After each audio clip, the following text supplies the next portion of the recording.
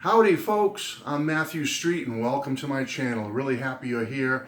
And folks, I really think you're going to enjoy this video because I have a very cool product, Beatles product, I want to tell you about. Yes, brand new for me anyway. Folks, I have been a Beatles fan a long time. Now, I'm not an audiophile. I'm not one of these people that is so meticulous and particular about that I have to collect every single configuration of every single Beatles album. I don't have to have the entire US collection, UK collection, German collection, Japanese flag series, Brazilian collection, Australian collection. I'm not that kind of a Beatles collector, folks. Yes, I do have some Australian pressings. I might have some German pressings, this, that, USA, obviously. A little bit of this, a little bit of that. But I don't have everything in every configuration. I'm not that type of listener. I'm the type of listener, the type of Beatles fan that I just want the best possible sound I can get. I really want something that knocks me out, that I can hear every instrument clearly, hear all the voices clearly, just a wonderful modern sounding mix. Now, when I was growing up, the big thing was for me were the US releases. I had mainly stereo copies of all my albums, other than the first few my parents bought me. Remember when I was a little kid on my toy horse bouncing around? You can go see that video, it's back somewhere. But anyway, those were mono, the ones my parents bought me. But when I started buying my own Beatles albums in the late 60s, coming into the 70s, most of them were the stereo versions. So I have a thing for that stereo sound. I really love that stereo, coming in from all sides, an instrument over here, an instrument over there. But the one thing about stereo versions was we never liked the fact that the voices were just on one side, especially the lead vocals. You'd be sitting down, the lead vocal would be just coming in from here, on this channel over here, and it was very annoying, and to this day, that's one of the biggest gripes with the Beatles stereo mixes. Now, the mono mixes are great too. They're right center in your face, coming right at you and just knock you out of the water. But, there's good and bad to that as well. Now, for many years, we went with our vinyl, our 8-track tapes, and our cassettes, and we had to live with that. Then all of a sudden, back in 1987, I believe it was, excuse my memory, we got this set right here. I'm going to be talking about the first 4 Beatles albums since they've come out for the first time on CD back in 1987, and here they are. I still have my originals. Very lackluster packaging, you got to admit, folks. Boring, nothing exciting about it. A little flip page inside each one of these. Not the greatest things on the planet. The sound is a lot to be left to be desired. It's just not that great. I never was happy with the sound of these. They were so cheap. They put the mono version on these for 28 minutes, 30 minutes an album. Why couldn't they put a stereo mix on here as well? Why not put both on here? But they didn't. They just put the mono. We had to live with this for a long time. Not the greatest. Okay. Then back in 2009, we got this. Yes, the full stereo collection of the Beatles. And shortly thereafter, we got this, the mono copy of the Beatles. You could have it on vinyl, you could have it on CD. I just happen to be showing the CDs out of convenience. But they are 2 wonderful sets, and they vastly improved on the sound of those first 4 albums that came out back in '88. The mono looked like this. And there was good and bad to these folks. Like the packaging was nicer, but the sound, I get in certain moods where I like the mono, but I have to admit, I lean more towards the stereo. It's just my preference, the thing I like more so. As I said, I grew up with the US albums being in stereo, so I tend to lean towards the stereo mixes here. But even the stereo mixes, folks, they can be very annoying on these early albums. The sound, the instrumentation isn't too bad, but the vocals are annoying.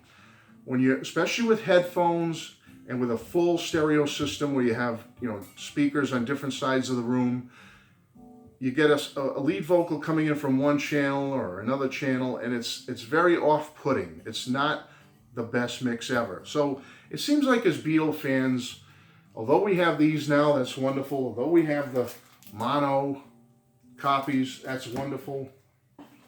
And we can go to either one whenever we want. But for me, and I don't know how the rest of you feel about this, I'm always searching for the perfect mix, the perfect sound, especially on these first 4 albums. Well, folks, I think I might have found it.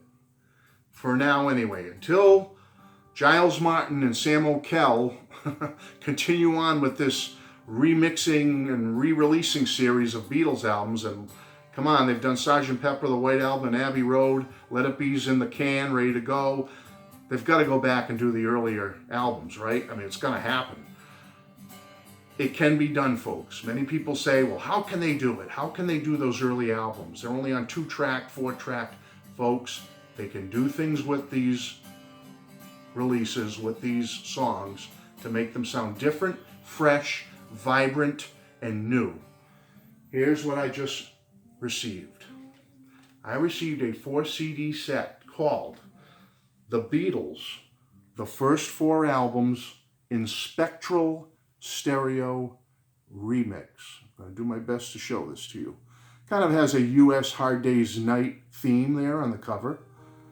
The Beatles, first 4 albums in Spectral Stereo Remix. Now, you might be sitting there right now just like I was when I first heard that going, huh? What's that? What's a Spectral Stereo Remix? That's what I asked myself. As I say, I'm no audiophile. I'm very much a novice when it comes to, the details of what's out there, what you can get, this mix, that mix. So I looked up a little bit, and some people out there, some of my friends have helped me a little bit and sent me some information about it. And if you have more information about these Spectral Stereo remixes, you can tell me.